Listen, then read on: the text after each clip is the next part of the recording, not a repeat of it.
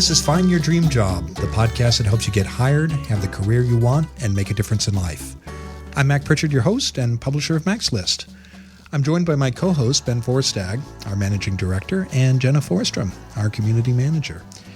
This week, we're talking about how to help teenagers choose what to do after high school ends. It's a big question, and one that can cause teenagers and parents a lot of stress. It's also a choice on many people's minds as graduation season nears. This week I talked to Dearbhla Kelly, author of Career Coach, a book to help parents and teens with career planning for young people. Ben Forstag has an app you can use to determine what careers best suit the personality of teens or adults. And Jenna Forstrom answers a question from listener Cheryl Curry. Our show is brought to you by a new sponsor, the Weekend Resume Makeover online course developed by national resume expert Jenny Foss. To learn more about how you can help develop a professional quality resume in just 2 days, visit maxlist.org/jobjenny. Now, Ben, I know you've talked about the Weekend Resume Makeover in a previous episode as your resource of the week. You've actually taken the course, haven't you? Yeah, Mac, I did. Jenny was kind enough to give me a sneak peek at the resume writing course, and I got to tell you, it's really awesome. Well, what did you like most about it, Ben? What stood out for you? Well, I really loved how simple it made the resume writing process. Resumes are one of these things where you spend a lot of time working on them and you send them out, and for good or bad, you never get any feedback, right? Employers don't tell you, here's where you made the mistake and why we're not calling you. Right. The ultimate feedback is a callback, but nobody's going to then take the time to go through your resume and tell you what they like. Exactly. It's like dating. And so I know that a lot of job seekers struggle when they send out resume after resume after resume and they get little to no response. The Weekend Resume Makeover course really demystifies this process, and it teaches you how to think like a hiring manager or an HR professional. And you'll learn what these people are looking for in a resume so that you can write a document that gets noticed and lands you that interview. It's a great tool, and for anyone who's interested in it, visit maxlist.org/jobjenny. Well, let's check in with the Mac's List team. We're talking about teenagers and career choices this week. What kind of work did you plan to do when you were in high school? I actually thought I was going to be a business guy in high school. For some reason, I was really enamored with the idea of working on Wall Street or something like that. Was this in the mid-1980s? The mid-1990s. Okay. So this is the big boom time in Wall Street. Yeah, that didn't play out. As soon as I got to college and started studying business, I realized I wasn't really a big fan of it. Okay. How about you, Jenna? When I was in high school, I was a lifeguard, and I thought I was going to stay a lifeguard forever because while my friends were working at McDonald's or other retail shops making minimum wage, I was responsible for a pool and made like $18 an hour, which is an obscene amount of money when you're 16. So I just loved being at the pool. I was also on swim team, so I was already living there anyways. I might as well get paid to stick around a couple extra hours. I know I'm dating myself, but there was a movie called The Lifeguard with Sam Elliott about a lifeguard who never graduated out of that job. It came out in the late 70s.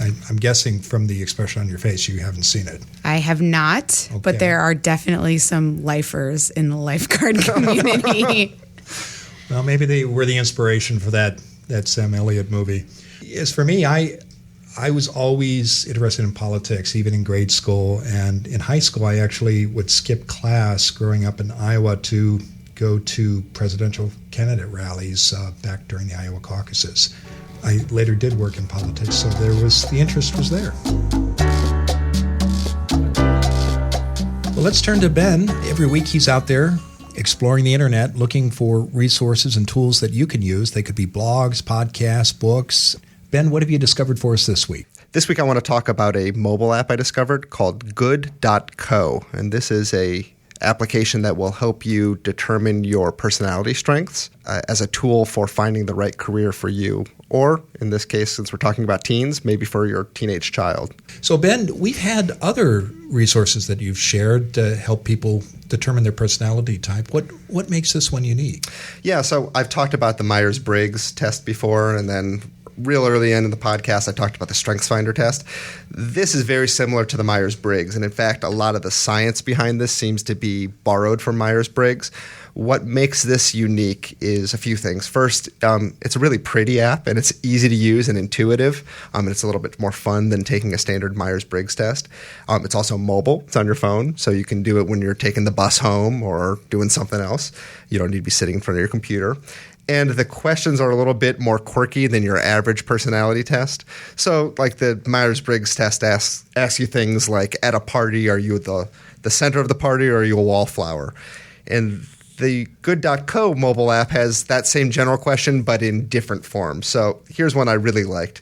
The question is, aliens offered to give you a ride. You'll have the opportunity to see and understand all space and time, but there's also a chance you'll get eaten. Do you go? So I got to ask, is there a Klingon version of this app? Well, the Klingon version says you're definitely going to get eaten. But, I just love this question. What do you think, Jenna? Are you going? Definitely. Adventures with aliens or an interesting death story. Great way to go. So you get 18 unique, weird, zany questions like that.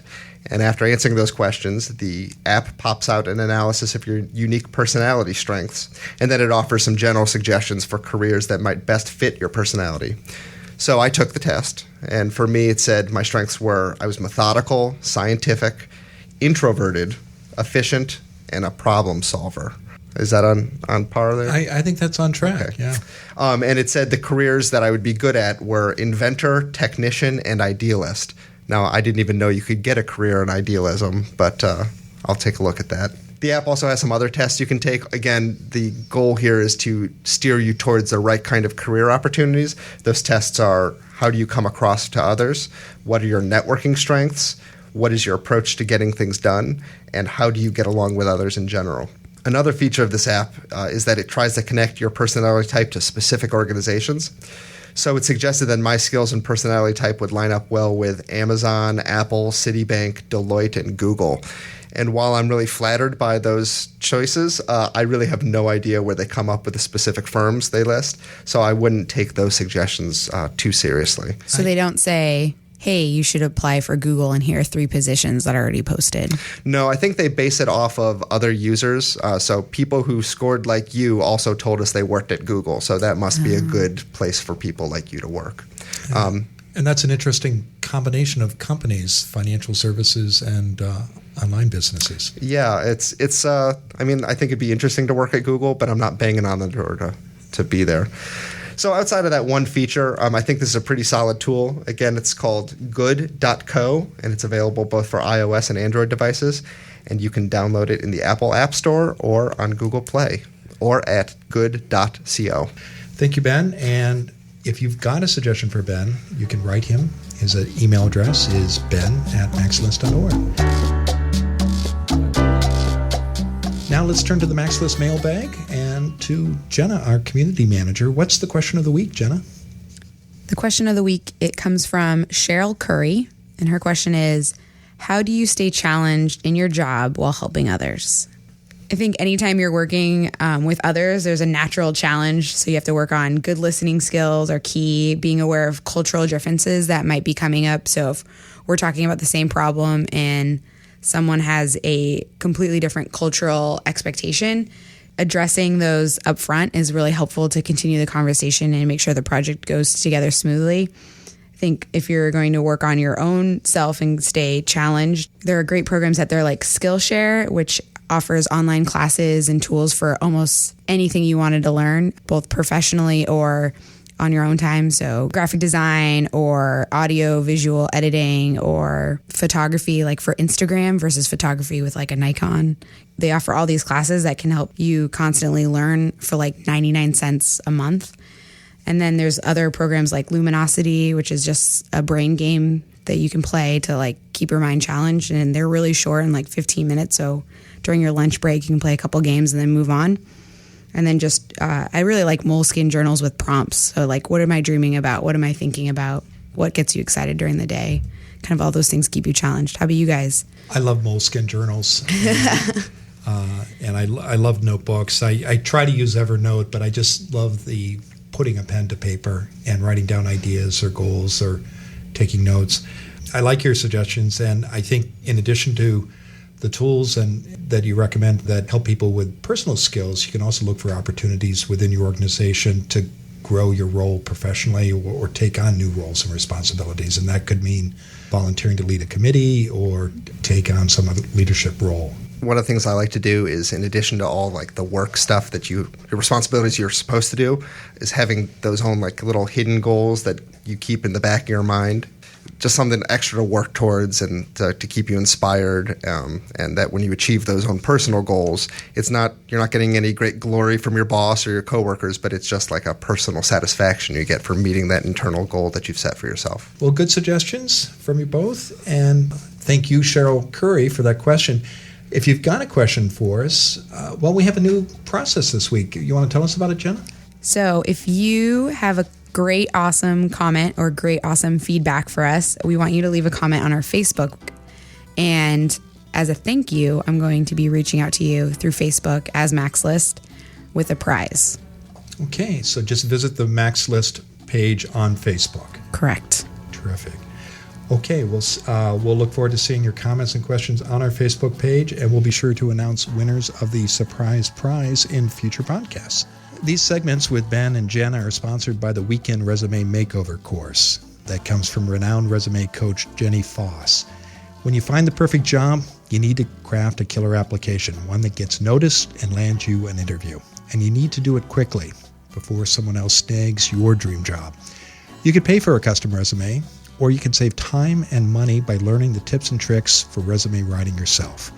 Job Jenny's Weekend Resume Makeover course teaches you how to think like a hiring manager. Then it takes you through a step-by-step process to make your resume stand out and get the attention your application deserves. Weekend Resume Makeover captures everything Jenny Foss does best, making things simple, getting results, and having a bit of fun along the way. To see the Weekend Resume Makeover course for yourself, visit maxlist.org/jobjenny. Now, let's turn to this week's expert, Dearbhla Kelly. Dearbhla has been in education training and guidance since 1991, working in secondary schools and in adult education in Ireland, and as a career advisor in Trinity College, Dublin. She uses a mixture of life coaching and counseling in order to give people practical solutions to find their purpose and follow their career dreams. She's also the author of the new book, Career Coach, a step-by-step guide to help your team find your life's purpose. Dearbhla, thanks for joining us on the show this week. Well, thanks for having me, Mac. I'm truly excited to be connecting with your listeners. Now, you've written this book for parents, but it's also for teens too. And one thing that struck me when I read the book was the influence that parents have in teens' career choices. How influential are parents in helping their teens make these choices? Well, I think parents are key, Mac. I mean, if we look at research, 92% of all teens will go to their parents when it comes to matters of career choice. So parents have a huge role to play. I believe that it's important that parents journey alongside the teen, coach them, collaborate with them, but maybe not to tell them what to do or not to make the choices for them. I'll give you an example. I worked with 2 graduates once in Trinity College, Dublin, 2 science graduates, 2 girls actually, and they were unemployed. And these girls, throughout their whole, say, junior high school, senior high school, their parents chose their schools, chose their subjects, then told them what college they would go to, what degree they would study. And when they come out the other end, they really didn't have the confidence or the career management skills or decision-making skills to do things for themselves. So Career Coach is really about the parent helping the teenager become confident, become independent, and to develop their own career management skills. Because at the end of the day, we're looking now at, huge career changes over millennials' lifetime. I mean, the millennials may change their careers every 3 years. So it's a journey they're going on. And it's for parents not to hover over them all the time, but to encourage them to really believe in themselves. Why have you found, Dearbhla, that parents can make a difference in helping their teens with career choices where, say, a guidance counselor or other mentors might not? Why are they more influential? Well, I believe that, first of all, if we look at schools, we could have huge populations and maybe the guidance counselor doesn't have the time to give to an individual like a parent would have. A teenager is about 13 till they're in their mid-20s, really, and they're going to have continual conversations about choices.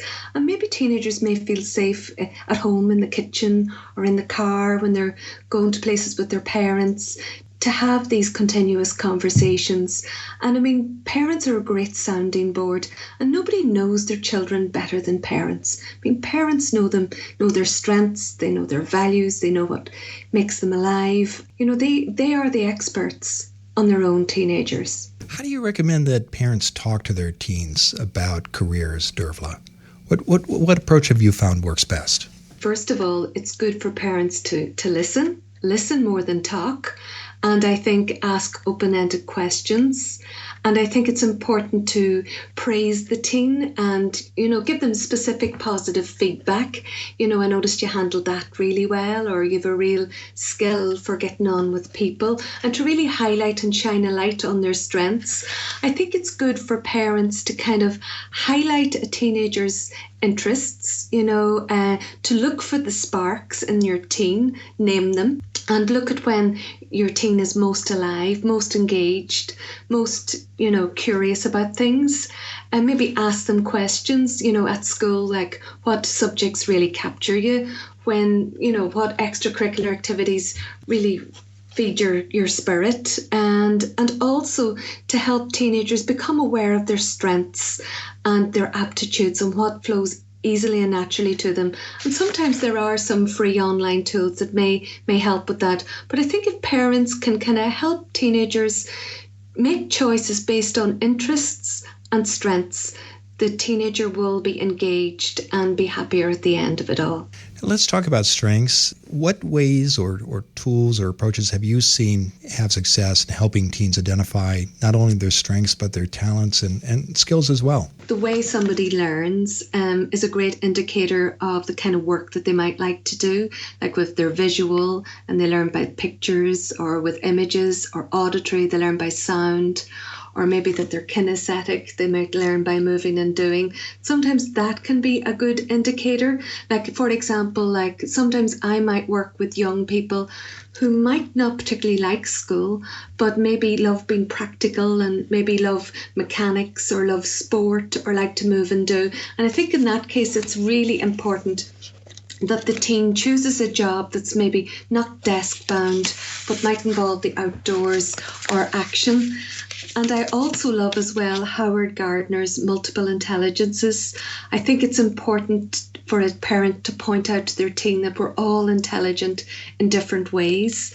So it's about looking at how your teen is intelligent, be it that they've got linguistic intelligence, maybe they're good with words or good with languages, or maybe they're logical, mathematical, they might be very good with music, or again, that kinesthetic intelligence, they might be good with people, they might be really good at knowing themselves, or they might be good with nature. Like I worked with a young guy last year and he was a genius on the farm. He was really good at breeding cattle, and that's something that, schools would never highlight. And I love too, in the States, you've got a lovely test online. It's that Strengths Finder 2.0. I did that little test myself a few weeks ago, and I think that would be wonderful for somebody studying at college to really kind of understand where their strengths lie. One thing we see people of all ages struggle with, including adults, is setting goals. And for teens, I think setting realistic goals while not sacrificing dreams can be a challenge. How do you recommend parents help their teens work through that kind of goal setting without giving up on big dreams? Well, I think it's really important, Mac, as you say, that teenagers really kind of hold on to the dream, but take a step-by-step approach towards the dream. And maybe it's about like, I had a little girl on the phone to me last night saying that she was a bit like stuck in a rut, didn't really feel that she could study as well as she could last year, and she wants to achieve great things. So I did ask her, first of all, how important is this to you? And I love the use of scaling questions. On a scale of 1 to 10, how important is it to you? And she was like, oh, well, it's an 8. And I was like, well, if you achieve this goal of studying for the next 5 weeks, because your summer exams coming up, what would that give to you and what would that allow you to do? So I think it's about asking open-ended question that allows the teen in connect in with what truly matters to them. So for her, it is that she wants to have confidence. She wants to feel that she deserves her summer holidays, or when she's going to Spain, that, she's earned it. And she wants to feel proud of her achievements. So I think it's about, if parents can help teenagers tap into what really matters most to them, and maybe the purpose that they want to achieve or the meaning they want to achieve in life. And then it's about chunking it down. And maybe it's about asking, what's the first step you could take? And how might that help you? And I think it's about keeping it simple. Like, for example, that little girl now is going to start with her little bit of a revision, and it'll be an hour every evening. And then it's about praising the efforts and praising any step that they take that'll take them closer to their goals. And then it's reviewing it. Well, how did that work for you? And if it didn't work, so what? Draw a line in the sand. Like that little girl at the weekend, struggled with study. And I said, it's not about the weekend now, it's about moving forward. And keeping the language positive is so important. Encouraging the teenager to take responsibility for their own goals and their own dreams. Okay, so keep the big goals in mind, break it down into actionable steps, and then do check-ins as people move along and not lose sight of that goal. Dearbhla, I know in your book you talked about the difference having different jobs can make for young people in trying out different roles. Tell us more about that. Well, I just love that approach. I think it's so important that young people dip their toe in as many ponds as possible. Like, for example, I think it's really important that maybe they might do informational interviewing. I'm a big fan of informational interviewing. And I think they can do this when they're in high school or in college. And it's a safe place to ask questions. And for graduates, that can give visibility. So I think it's really important to have conversations with people doing work that you may be interested in. And this can give young people great knowledge. They can know the pluses and the minuses to different careers. They can know the trends, and they may even get recommendations. For example, I worked with a young girl a few months ago who was in two minds. Part of her wanted to be a pharmacist. The other part of her was interested in medical engineering. So she had a conversation with the local pharmacist. She spent a half an hour with him down in the local pharmacy, and she really didn't get a great sense of that it wasn't really suitable for her. And then she had a conversation. She took the courage to pick up the phone and talk to someone who worked in a medical device company. And then she asked more questions about what the reality of that work was like. And at the end of the conversation, she was more drawn towards medical device field. I think it's important too for young people to network, even to tap into networks like could be the local junior chamber. There's wonderful young entrepreneurs and there's great spirit in those clubs. They may want to tap into Leo, Lions, Rotary, even Toastmasters, or use LinkedIn. I mean, there's wonderful networks in LinkedIn. I think it's good too for young people to work shadow a career that they may be interested in. I know someone recently was interested in occupational therapy, and particularly she had a passion and a love for children. And she spent an evening with an occupational therapist looking at the whole setting, looking at the environment, looking at the way she interacted with young children and the tools that she used. So that can really inform. A young man I know recently was interested in computer science, so he visited Dell. And while he was there, he kind of thought, gosh, I couldn't see myself sitting in front of a computer. And the HR manager took him around the company. And while he was in the marketing and sales area, he says, gosh, this is more me. I'm more outgoing and I love that people interaction. That's all sound advice. We're big fans here at Max List of informational interviewing, networking, volunteering. And I have to imagine as our listeners hear that advice, they're thinking, how do I get teenagers to do that? By and large, I think that young people want to be successful and they want to do well. We have something here called a transition year in our high school calendar. So that kind of facilitates 3 work experiences. So I guess we're quite spoiled here in Ireland, and young people take on those challenges because they're part and they're built into the curriculum. Sometimes in college, students can get a little bit too overly focused on academic grades, and they may not see the value of work experience or internships, and they might be thinking, God, I need to get a first class honours. So I do notice that they don't take as many steps to develop career management skills, to engage in career services, and to get summer work experience as much as they should. Those are all great tips. And here in the United States, and I know in Europe and Asia as well, because we have a global audience, there are opportunities for people not only in their teens, but as you said at the start of the conversation, people in their early 20s to do internships and get summer jobs. And grades matter. They're very important, but thinking about career management experiences make a big difference too. We're coming to the close of our interview. What else would you like to add? Well, I suppose I'd like to add that, for parents of teenagers, they make huge efforts. They put a lot of time, and I salute all their efforts, and they want their teenagers to be happy and successful. And I'd just like to add that it's really important that parents of teenagers prepare them to be resilient and to be able to bounce back and, to really allow them kind of work through their own struggles and deal with adversity and failures, and praise every effort and strategies they make to handle situations. And I know many people now may be transitioning from junior high school to senior high school to college, and it's really about instilling confidence in your young person's future coping mechanisms and abilities.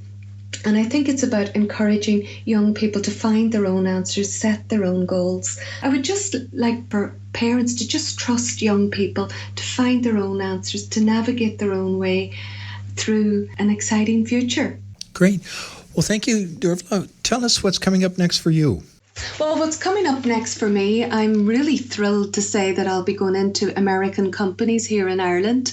I mean, American companies are very interested in well-being and wellness in employees. So I'll be meeting parents in the companies, and we'll be looking at ways that they can support their teenagers. I have focus groups of parents, and we have great fun, and I get a great sense of the excitement. It seems to be great fun to have teenagers in a home. There's great energy and there's great buzz and enthusiasm for life. So we'll be tapping into that and looking at how they can assist their teen plan ahead. I suppose I'm committed to inspiring growth in others, and also growing myself as a person to be the best version of myself that I can be. Oh, great. Well, thank you, Dearbhla.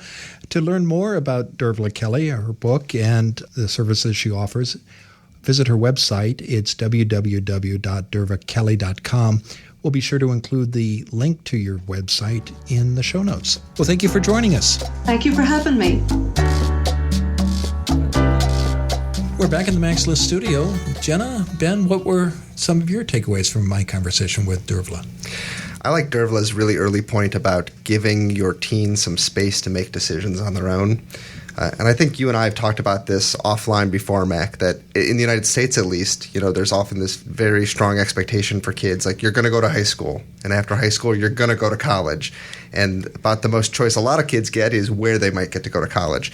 And so when people get out of college, there's this moment in their life, it's the first time that they get to make a decision for themselves, and they're kind of paralyzed because they've never made that choice before. So the earlier you can give teens some space to make decisions, whether it's what they're going to study in their electives in high school or what they're going to do in their extracurricular time, things like that, I think the better, because it gives them some autonomy and some power to make life choices before those life choices kind of pile up on top of you in your early 20s. I think that summer jobs, and especially in college, but even now in high school, I've heard of internships in high school, but internships in college and summer jobs outside of school show young people that there are other options besides graduate school, or help them think through what they might do after college or high school if they decided to either not go on to college or take some time off. Yeah.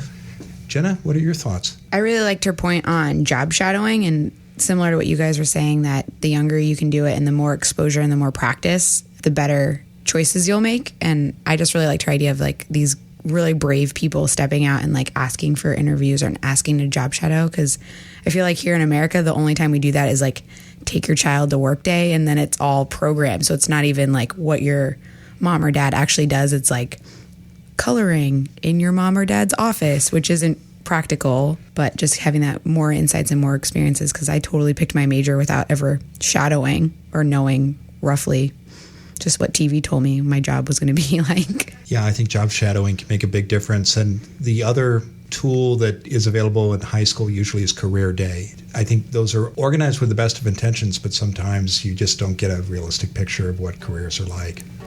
Well, thank you both, and thank you all for our listeners for joining us. If you like what you hear on our show, you can help us by leaving a review and a rating at iTunes. This helps others discover our show and helps us serve you all better. One of the iTunes reviews we received recently is from Francois Weaver, who writes about our show on how to find work overseas. Quote, "This was an excellent podcast if you're interested in working abroad. Very insightful comments and recommendations, especially from Marcel Yeager. My personal experience allowed me to move between countries mostly through internal moves at Hewlett-Packard. This was made possible thanks to networking that I kept doing within HP, and when jobs opened, I was contacted. I had a sort of mentor at HP who helped me move around too. Finding a job overseas is like searching for one in the U.S., in the sense that networking will make it happen." Thank you, Francois, and thanks to the scores of other listeners who've left a review. Please take a moment to leave your own comments and ratings. Just go to www.maxlist.org/iTunes. Thanks for listening, and we'll be back next Wednesday with more tools and tips you can use to find your dream job.